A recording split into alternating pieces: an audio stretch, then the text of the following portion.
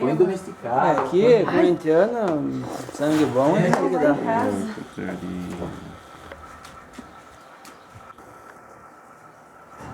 Aí depois do fim do vídeo eu escrevi, depois que fizemos a cirurgia nela. Mata, sai.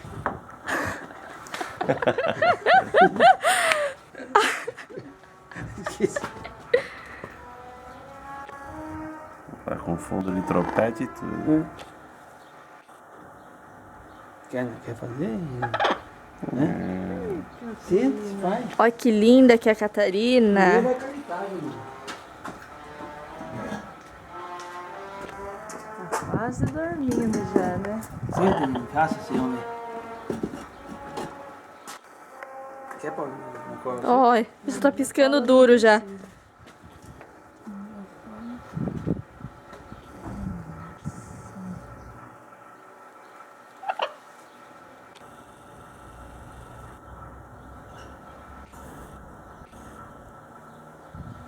Nossa, a cor dela é sensacional, né? É. É uma coisa extraordinária.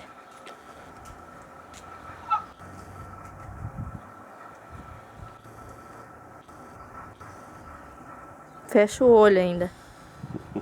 Sempre em transe.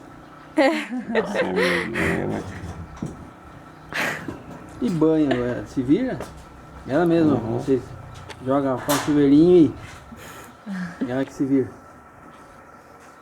Aí eu acho que isso aqui tem que tomar banho. Ah, não, ela fechou o olho. Eu não acredito que ela fechou o olho, gente. Veja.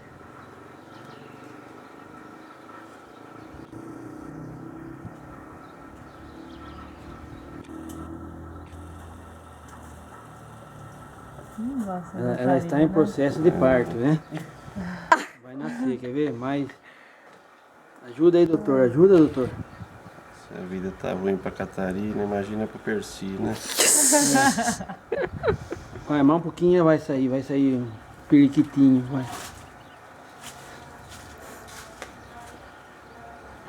Quer fazer? Ninguém vai acreditar, mano. Nossa.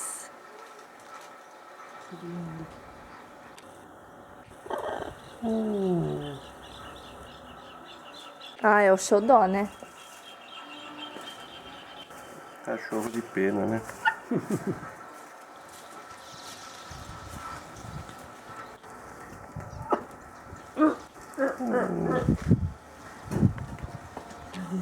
Pra Catarina, imagina pro Percy. Esse vai ser o nome do vídeo.